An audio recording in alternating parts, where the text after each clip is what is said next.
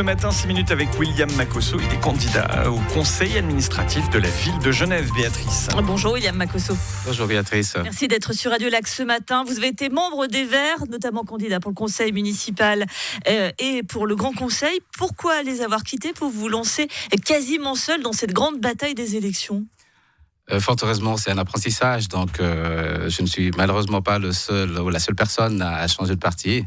Et c'était par conviction personnelle, donc raison pour laquelle j'ai quitté le Vert pour de nouvelles aventures. Et parmi ces nouvelles aventures, donc ces élections au conseil administratif de la ville, dans vos propositions, vous demandez un soutien plein et entier aux restaurateurs, réduction de 10% des taxes sur les terrasses, prolongation des horaires d'ouverture jusqu'à 1h du matin en semaine, 2h du matin le week-end. Alors, vous allez probablement avoir le soutien des restaurateurs. Par contre, vous mettre à dos la population, là je pense aux habitants de Plainpalais qui demandent un peu de quiétude les soirs.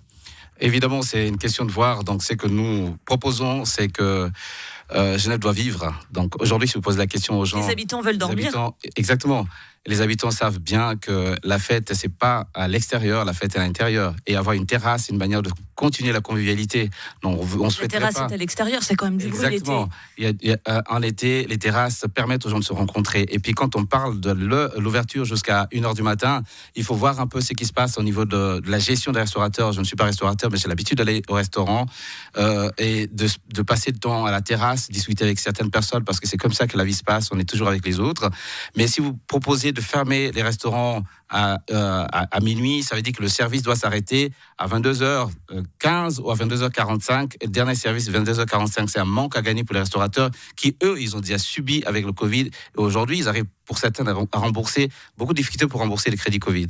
Donc, si on veut favoriser l'économie locale, on est seul en ville de Genève et qui donne un frein aux restaurateurs de pouvoir avancer. Et ça, pour nous, on n'est pas d'accord par rapport à ça. On aimerait bien proposer l'ouverture pour permettre à Genève de vivre. Nous, on sait qu'on souhaite c'est une ville vivante et accessible. Alors, autre proposition pour les chômeurs, vous proposez une intégration des plus de 50 ans dans les services publics. Alors, ça va faire quand même beaucoup de monde à intégrer dans les services publics, là. Alors, il faut voir le cas par cas. S'il y a des places qui sont disponibles dans les services publics, il faut les mettre à disposition parce que ces chômeurs de plus de 50 ans, c'est les personnes qui sont proches de la retraite. Et en même temps, c'est eux qui ont des ados pour ceux qui ont des enfants. Ça veut dire quoi ? Vous avez 50 ans, vous êtes au chômage, vous allez n'importe quoi, au service des espaces verts. Là où il y a manque, là où il y a des places disponibles, on peut envoyer quelqu'un là-bas parce que ça permet d'être en activité. Quand on suit les opposants au conseil municipal, ils nous disent qu'il y a déjà trop de fonctionnaires, qu'il y a déjà trop de monde. Alors c'est différent. C'est compliqué de trouver des places. Exactement, c'est différent d'être fonctionnaire que d'avoir une activité, continuer l'activité professionnelle si on est au chômage. Donc on ne peut pas laisser une personne au carreau à la maison de réfléchir, de voir la télé ou de faire autre chose que de continuer à être avec le travail, continuer à travailler et de montrer. C'est aussi un exemple pour des parents qui ont des enfants à la maison. Donc, s'ils voient simplement un papa au chômage et puis ça crée de tension, et puis aussi l'âge de la réflexion. Donc, c'est à partir de cet âge-là qu'on prend des bonnes décisions parce qu'on arrive bientôt à la retraite. Donc, ça, il faudra penser à cette catégorie de la population à Genève qui a eu une certaine souffrance. Donc, il faut trouver des possibilités à l'État. Il y a plusieurs postes aussi. Il y a des gens qui partent à la retraite. Il y a des possibilités d'inclure. À l'époque, on appelait ça des mesures cantonaux et ça a eu lieu et ça s'est passé dans des conditions parfois bien et ça a été supprimé. Mais nous, en ville de Genève, on propose ça dans notre projet parce que c'est un projet qui peut se réaliser. Pour les familles, une aide de 500 francs pour les soins dentaires.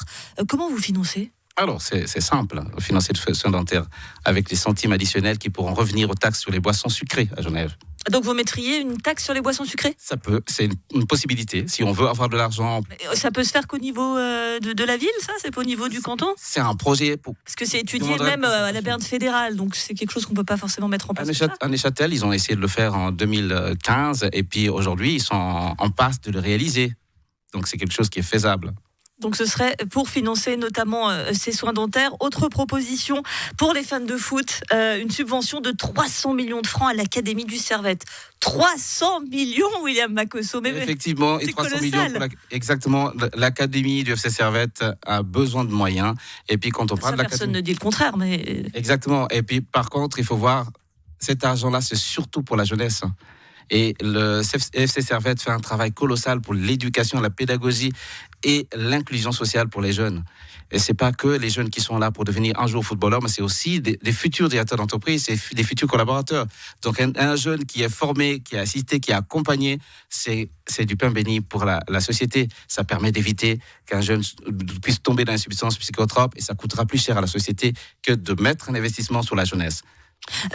Pour terminer, pardonnez-moi, mais on a quand même l'impression que vous vous dites j'ai très peu de chances d'être élu, donc je vais faire plein de promesses, quitte à faire des promesses difficilement réalisables en termes d'argent. Là, on voit vous distribuez un peu à tout va quand même. Non, c'est pas il faut poser la question. En philosophie, on dit qu'il faut poser la question. J'attends les réponses. Exactement, les réponses sont là. La population est au courant. Le politique doit prendre des décisions. Et des décisions doivent être justes, mais pas voir d'un seul côté. Et quand on voit un département qui est lié à la culture et du sport, et l'argent qui est donné à la culture est colossal par rapport à ce que le sport reçoit.